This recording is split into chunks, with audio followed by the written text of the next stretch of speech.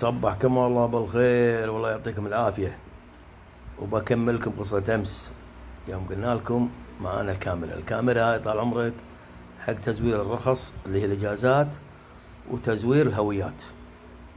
بما معنى نتذكر تزوير في يوم من الأيام دق علي عبد اللطيف بن سيف اللي هو ابو المرأة الله يرحمه، كان يقول لي أحمد نعم عمي، كان يقول أبيك تزور هوية حق عراقي. هو قال كذي أنا صار عندي استنفار.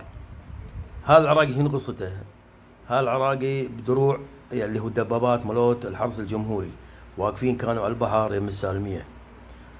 المهم هذا الولد ما يبي الحرب ومن هالنوع، انحاش من ذيل الدبابات، الحقوا الاستخبارات رموه حاشوه بفخذه، بس ما حاش العظم بالهبر، مر صوبة انسباي.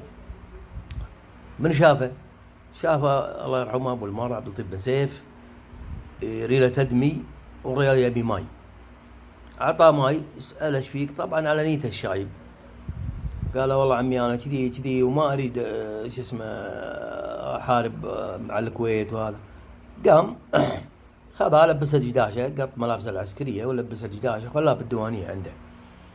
عقب ما دق علي وقال لي الولد اسمه علي، عقب ما دق علي وقال لي انا استخفيت لان التلفونات مراقبه وانت تقول لي تعال زور هويه، هذا بيجيب العيد.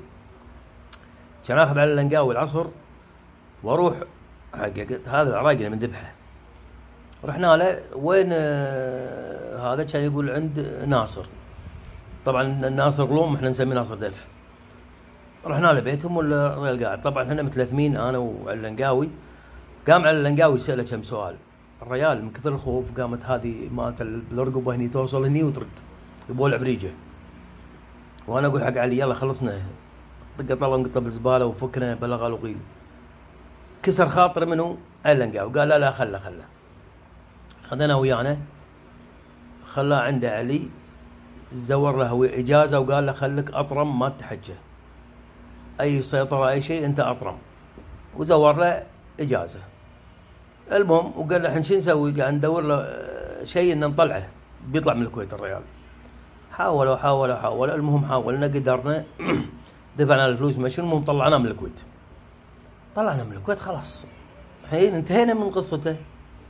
عقبها بكم يوم ولا جاينا اخوه يشتغل بالحرس الجمهوري الحرس الجمهوري رتبه.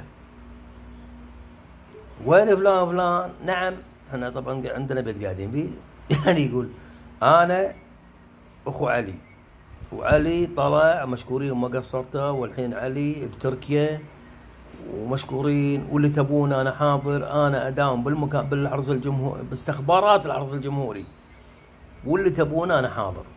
قال لا ما نبي الا سلامتك وحنا ما عندنا شيء من هالنوع. هو طلع من الباب مني، ترى احنا لليوم نركض يا هنا وتقول استخبارات الجمهوري وتبينا نقعد صدقك تحكي انت. وهذه قصة الكاميرا مالت التزوير.